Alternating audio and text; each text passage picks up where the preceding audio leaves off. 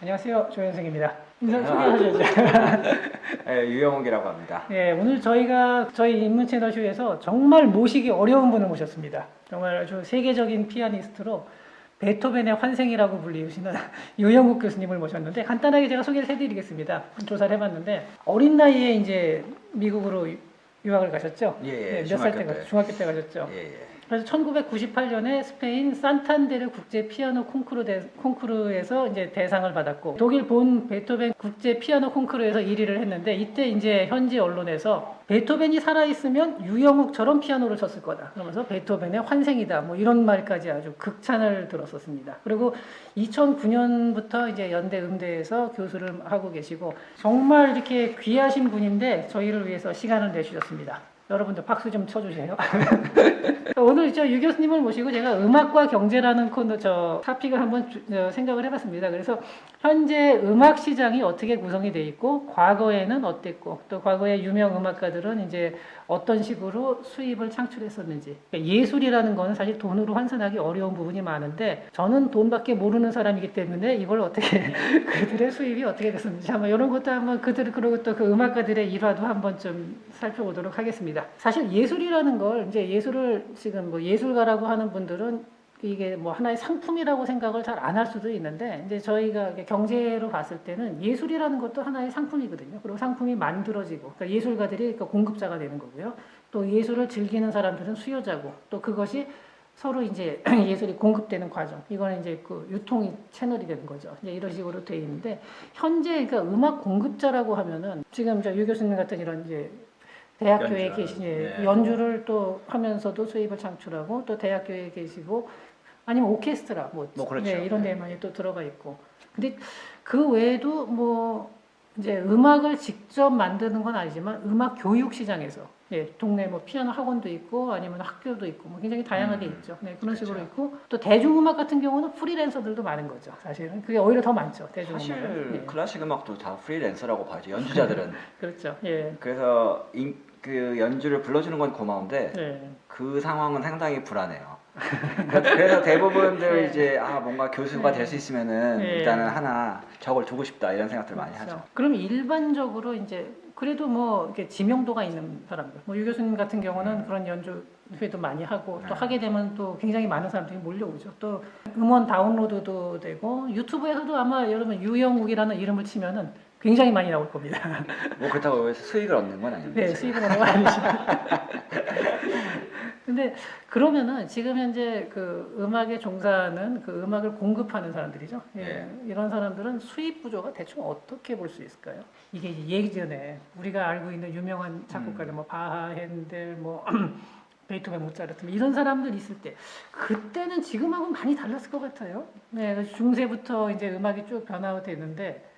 그러니까 아예 뭐 고전파 음악이 나오기 전에 시장 그리고 또 고전파 이제 뭐 그런 그 유명한 베토벤, 모차르트 같은 사람이 나왔을 때랑 또 현대하고 이거 한번 비교해 본다면은 어떨까요? 그러니까 수입 구조라든지 이런 측면에서 봤을 때 이게 그러니까 사람들이 두 가지 관점이 있을 것 같아요.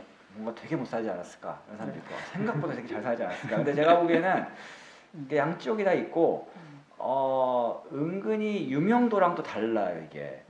그러니까 그리고 뭐 안정성이 없지 않았냐고 하시는데 어떻게 보면 또 중세에 더 안정적이었을 수도 있어요. 왜냐하면 그때는 확실하게 이제 좀 귀족 아니면은 교회 쪽으로 딱 붙어야 이제 그러니까 그게 말하자면은 뭐 요즘 학자가 이제 대학이나 연구소에 있는 것 같은 식으로 우리가 잘 아는 이제 요한 세바스찬 바하도 제가 요한 세바스찬이라고 하는 이유는 이 바하가 식구들이 엄청 많아가지고 바하만 해도 막 유명한 몇 명이에요. 오펜바도 있고 그러니까 뭐 여기서 다뤘던 뭐 그 프리드리 대왕이랑 친했던 바하는 아들이에요. 근데 어디 풀어보니까 또 요한 세바스찬 바하라 그러죠. 근데 어쨌든 그 바하 같은 경우도 자기가 이제 교회에 소속돼 있었는데, 그러니까 그 라이프치히에 있었는데 더 좋은 데를 그러니까 그 사람 사실 궁정음악가도 되고 싶어 했었고 여러 번 오디션을 봤는데 떨어졌어요. 안 받아주고. 그러니까 그런 식으로. 그리고 핸델 같은 사람은 완전히 뭐 그 사람은 왕하고 놀았죠. 그러니까 그 영국의 뭐 조지 왕이 딱 왔을 때도 그러니까 원래 거기 그 사람이랑 독일에 있다가 그냥 싫다고 딴 데 그러니까 영국을 갔는데 네. 거기 영국 왕이 되는 바람에 얘가 뒤집어져가지고 네. 화해해야 되겠다 그래서 수상음악을 쓴 거잖아요. 네. 좀 치사하네 그 사람. 아니 근데 뭐 먹고 살려면 할 수 없지. 그러니까 그쵸. 보스가 네. 됐으니까. 아니 저 같아도 그렇게 쓰. 아니 네. 그렇게 해서 된 게 어디예요. 그렇죠. 네. 그러니까 이제 그런 사람은 완전 탑에서 놓은 거고 네. 그 와중에 이제 똑같은 시대에 바하는 교회에서 뭐 미사곡 쓰고 그러니까 사실 저희는 지금 뭐 핸델하고 삐까삐까 막 라이벌이었을 거라 생각하는데 그 당시에는 둘 라이벌도 아니었죠. 그 차이가 그러니까 많이 나고 둘이 나이도 같죠. 나이도의 네. 동년배예요. 네. 그러니까 약간 뭐 예를 들어 바하가 뭐 이제 뭐 대학교 같은 데서 네. 뭐 중소 대학에서 열심히 가르치는 교수였다면 네. 뭐 핸델은 뭐라고 할까 뭐 정말 청와대에 들어가 있는 정도 될까요? 뭐 그 음악이니까 이상? 청와대 아니겠지 뭐 그런 거죠. 뭐 노벨상도 받고 뭐 이런 정도. 뭐 거기에 뭐 문화부 장관 같은 막 그런 그 심지어 바하 묘비에는 당신은 그 프리드리 대왕이랑 같이 있었던 그 칼 필립 매뉴얼 바하 그 유명한 아들 당신은 이 아들을 낳은 게 업적이다 뭐 이렇게 써있어요 묘비에. 나중에 유명해진 거죠. 그러니까 그 음악의 아버지 뭐 그러는데 그 당시에는 평가가 그렇게 높지 않았어요. 뭐 어머니에 비해 아버지가 많이 약했죠. 저희 집도 그래요. 그 어머니가 세고 아버지가. 그렇죠. 이명환 박사님도 늘 항상 강조하시죠. 그렇죠. 맞아요.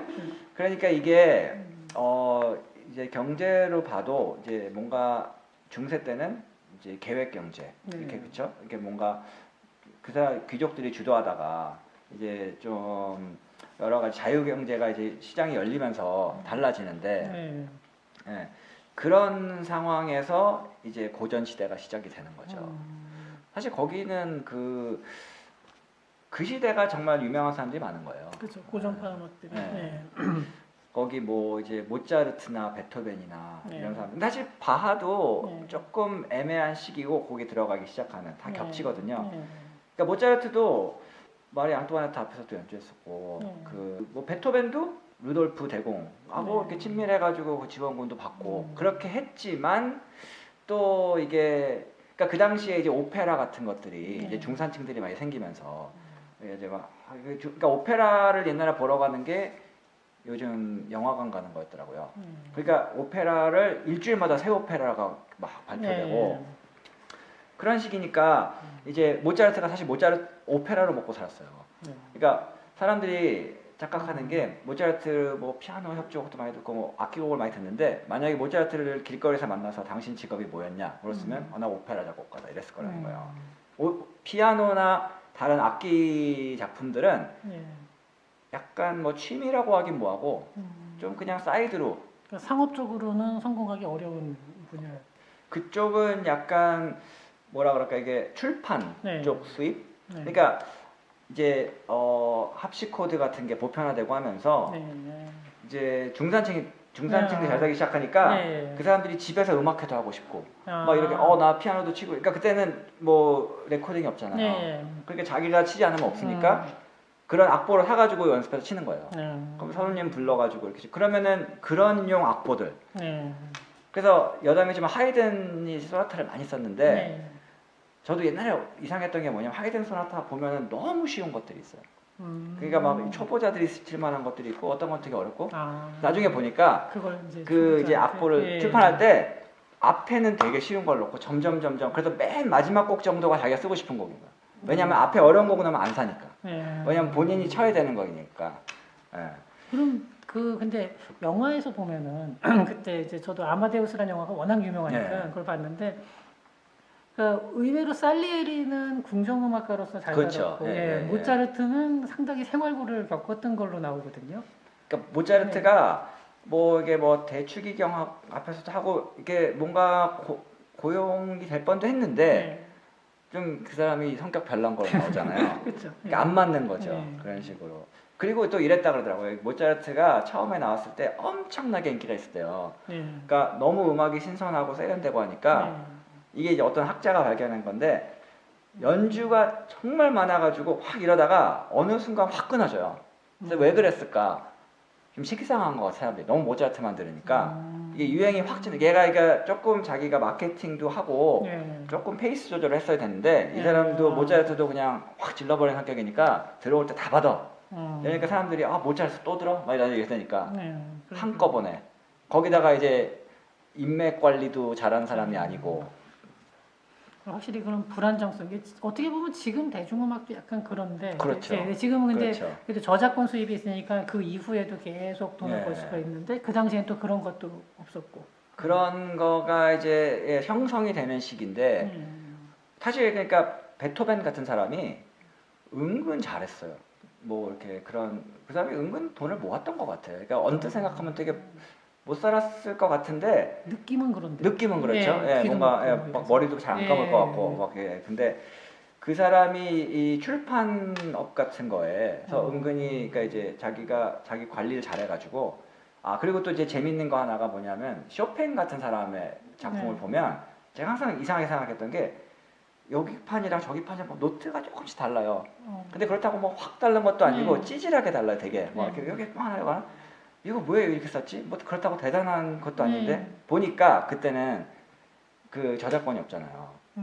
그러면 이거를 자기가 내고 나면 아무나 그걸 해적판을 내는 거예요. 네. 그러면 내가 영국에서 냈으면은 독일엔 아무거나 내는 거예요. 네. 그러면은 내가 뭔가 하려면 아 쇼팽이 새로 에디션을 냈다. 그런데 그냥 똑같이 내면 안 되니까 노트 몇 개 바꾸는 거야. 다른 사람들이 그렇게 바꿔서 낸 거군요. 그러니까 아니 다른 사람들이 그렇게 할 거니까, 할 거니까 내가 선수 자기가- 치려고 예. 그래도 기왕이면 다 옹치마라고 쇼팽이 한 게 낫잖아요. 네. 근데 새로 또 출판을 할 명분을 세우기 위해 내가 노트 몇 개를 바꾸는 거지. 아. 예. 그런 거는 정말 좀 상업적으로 배워볼 만하네요. 그러니까 예. 이 작곡가들이 바보들이 아니었어. 이게 나름 잔머리들을 이렇게 쓰는 거예요. 사실 지금도 상품을 출시할 때 그런 거 많이 하거든요. 약간씩 그렇죠. 바꿔서 또 네, 다른 그렇죠. 버전, 다른 버전. 네, 맞아요. 예. 네. 그러면은 그 당시에 그럼 상업적으로 이제 우리가 알만한 사람, 뭐 고전파나 낭만파까지, 뭐 슈만, 하이든, 뭐 이렇게 다 했을 때 가장 상업적으로 성공한 사람이 누가 있을까요?